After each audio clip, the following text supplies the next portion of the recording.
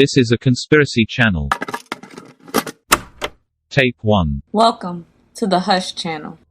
We will be discussing the American clairvoyant Edgar Cayce, who was dubbed the sleeping prophet for his ability to tap into his sixth sense by way of entering an unconscious state where he would lay down on a couch, close his eyes, fold his hands over his stomach, and enter a trance and channel a source or entity that answered questions and gave information on holistic cures, reincarnation, past lives, the afterlife, future events, auras, astrology, and even pseudo-historical information such as that given on the different, now lost ancient advanced civilizations, as well as information pertaining to the human race's truth, all of which sprouted controversy. However, because of all of this, Edgar Cayce is considered the father of the modern-day New Age movement. His abilities were both tested and verified in real time by a variety of researchers throughout his lifetime as a man of the 19th and 20th centuries.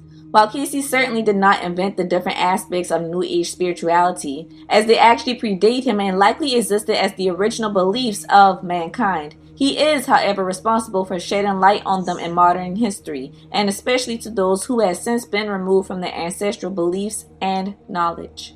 Here is just a short summary of Edgar Cayce's background, and then we can get into the stranger things. Approximately 100 miles north of Knoxville, Tennessee, Cayce was born on March 18, 1877 in Beverly, Kentucky, just over a decade after the Civil War. He was one of 6 children born to farmers, Carrie and Leslie Cayce. As a child, Cayce saw the ghost of his deceased grandfather, which he was confident was a ghost because of the transparency. He not only saw spirits, but he also played with them. Edgar was able to see auras at a very young age, hear the voices of deceased family members, and speak to angels, but he struggled over whether his prophetic gifts were coming from a higher source, a good source. Cayce's grandfather in his day was called a water witch. He would walk around with a forked hazel twig in his hand and tell farmers where to dig their wells, and they would always find water there. As for Edgar Cayce's own father, Leslie had a snake issue. Serpents would always follow him around and even follow him home from the fields. If he laid his hat down in the field, serpents would even wrap themselves around the brim of it. Leslie hated snakes, but they apparently had an affinity for him. So much so that it actually drove Leslie to quitting the generational family business of farming altogether and move his family into town. Their family's surname was originally Cayce, which was said to be of Norman French descent, despite Cayce himself stating that their family records did not go back to the country from which they originate, but ends at a direct ancestor named Shadrach Cayce, who lived in Powhatan County, Virginia, which listeners might recognize as the name of the indigenous tribe of Powhatan from which Pocahontas was born into. Shadrach Cayce and his sons had fought in the Revolutionary War and thus received land grants in Tennessee and Kentucky from the government. That is how the Cayce family ended up in Kentucky, where they originally owned 15 miles of land. However, due to his great-grandfather having 4 sons and his grandfather having 7 sons, by the time Cayce was born, there was not a great deal of land left for his generation. The Bible captivated a young Edgar Cayce so deeply that he decided to read it over 12 times within 2 years, and then vowed to continue to read it in its entirety every year that followed, and to also attend church and Sunday school routinely, which was something that Cayce held himself to throughout the entirety of his life. In May of 1889, a 12-year-old Cayce would be reading his Bible in his hut in the woods when he would have an encounter with a woman with wings, who asked him what he wanted most of all, to which Cayce replied that he wanted to help others, but especially sick children. He wanted to be like a missionary, to which the woman with wings told him that his prayers had been answered. The next night, after receiving a complaint about Cayce's classroom performance, Cayce's father struck him, knocking him out of a chair while testing his spelling skills. The truth was, Cayce had difficulty focusing in school. Upon impact, Edgar suddenly heard the voice of the woman with wings, who told him that if he went to sleep, they could help him. So that is exactly what Edgar Cayce did. He put his head on his spelling book and dozed off.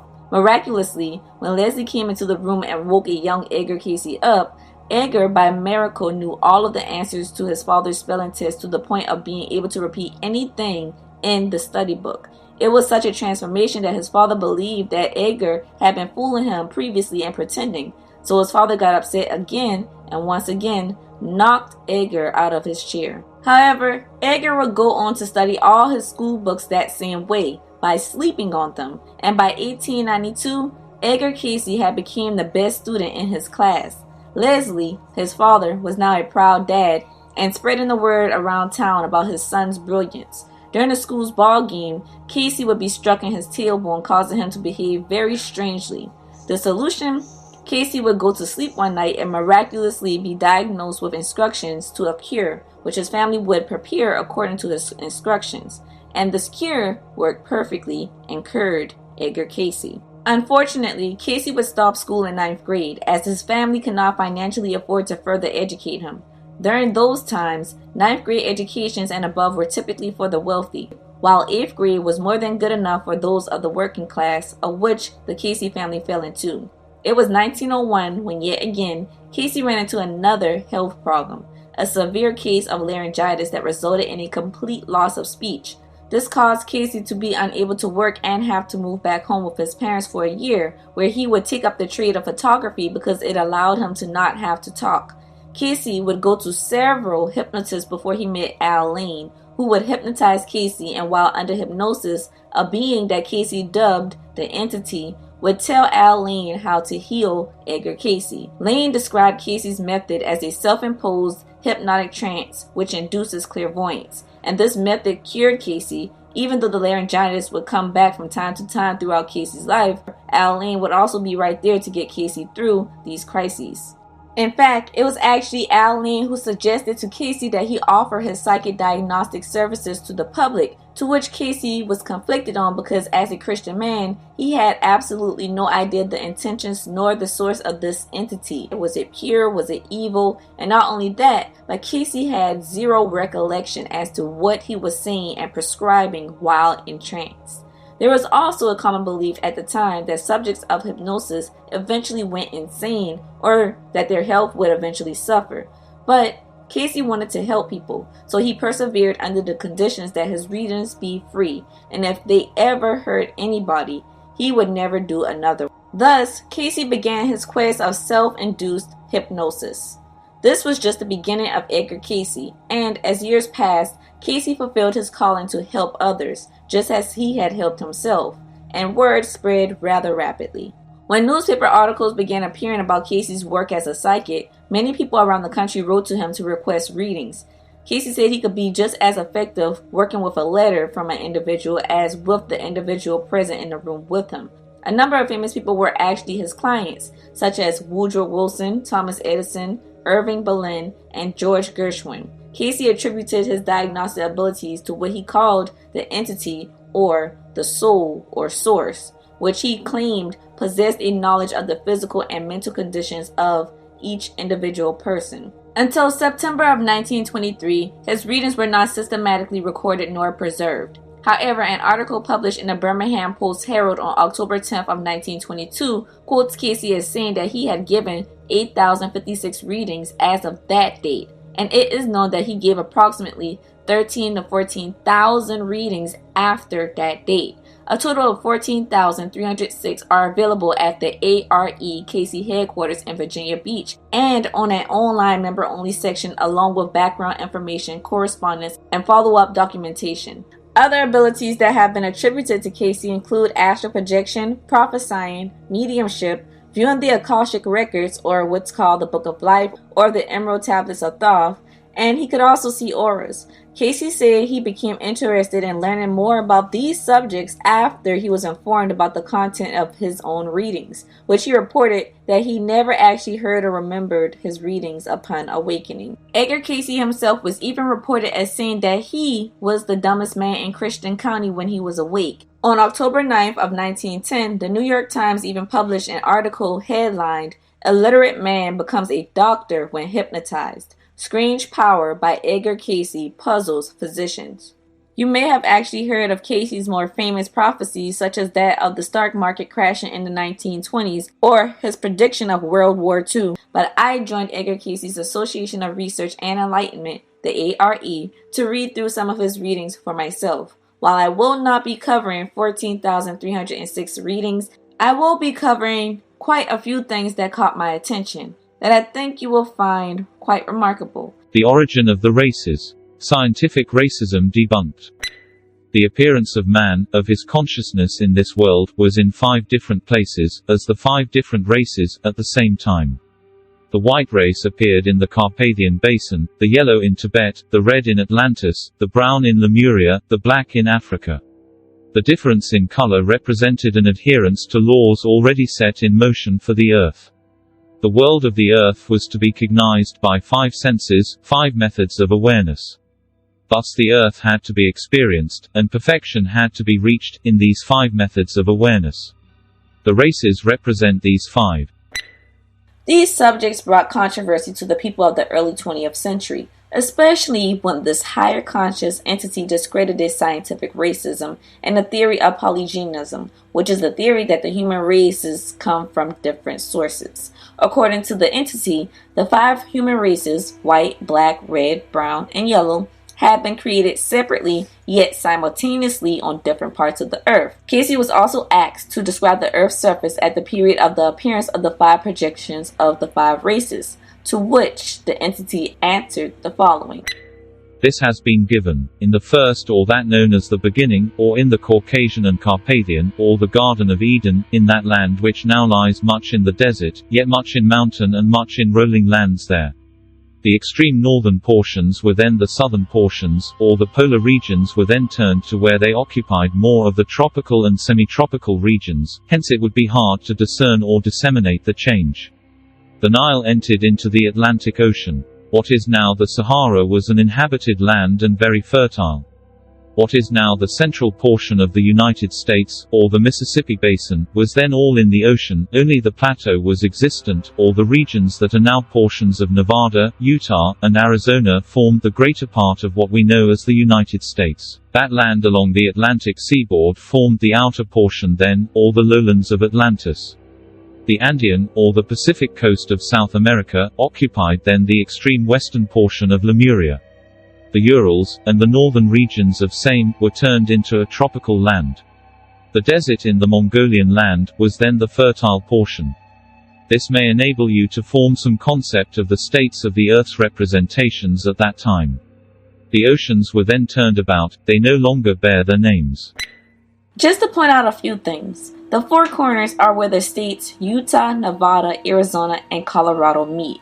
It is in these 4 corners where it is a literal thing for the weirdest phenomena to occur, such as sightings of skinwalkers, aliens, and UFOs. There's also Area 51 in Nevada, along with the indigenous tales of underground cities. Not to mention the indigenous tales of them saying that they never crossed the Bering Land Bridge and instead were protected by a race of the Anunnaki called the Ant People, who took them underground during the Great Reset of the Earth. These Ant People also prophesied future events that has since came true. These are the people who were forced off their sacred lands by colonizers, and this territory houses the Hopi people, who are the oldest indigenous group in North America. Alongside the fact that these people have a long history of interacting with spiritual beings, which people are just now realizing are indeed extraterrestrial. They believe that their people originated from underground, below the surface, what we today would call Hollow Earth. Perhaps their ancestral homeland that was once atop the surface became a part of Hollow Earth after the Great Reset of Earth, when the geography and the axis of Earth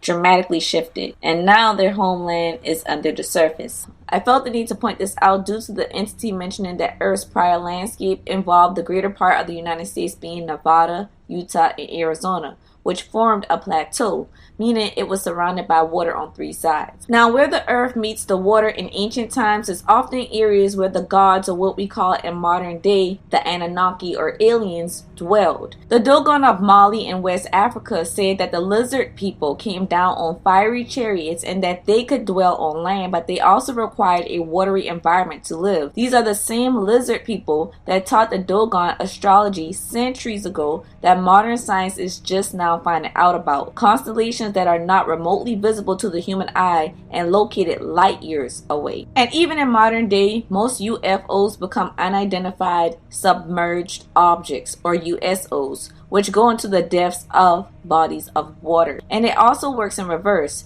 USOs become UFOs. The Bible states that God divided the waters from the waters. This means that outer space is water. And we already know that 70% of Earth is water. Considering all things, the Anunnaki never actually left, but simply stopped openly and to our knowledge walking amongst humans. There are definitely more of these entities on Earth, well, under it, in its waters and honeycomb hollows, than there is of the entire human population. Not only that, but when religion says that God opened the floodgates of heaven, from the Egyptian walls we learn that the different gates operated by the gods are literal mechanisms for the Anunnaki to control the weather and certain natural phenomena on Earth, above Earth, and underneath Earth.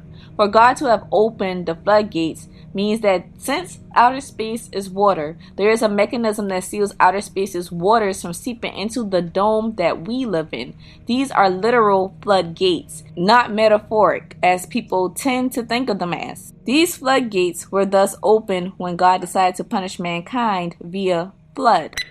Another thing is the mention of how the Atlantic seaboard was the lower lands of Atlantis. I will get further into this later, but for now I will say this. The Atlantic seaboard is the east coast of the United States. I do recall that when those declassified videos of UFOs were released during 2020, there was a video that took place off the eastern seaboard of the Florida coast. The pilot from the video also noted that seeing UFOs in that area was not at all uncommon to him or his comrades. And also, the way that Cayce describes the state of the earth at the arrival or creation of mankind sounds a lot like the earth's axis was reversed, possibly in a way that resembles the south-oriented world map, where the map that we are given is actually upside down. For example, Antarctica, which we know is at the southernmost part of the world, in this south-oriented map, it's at the top of the world, and everything else on the map follows suit, which is better explained in this TikTok by Sujin Shin. This is further expanded on in reading 364-13 when the entity says that these 5 projections appear simultaneously in 5 places on the earth.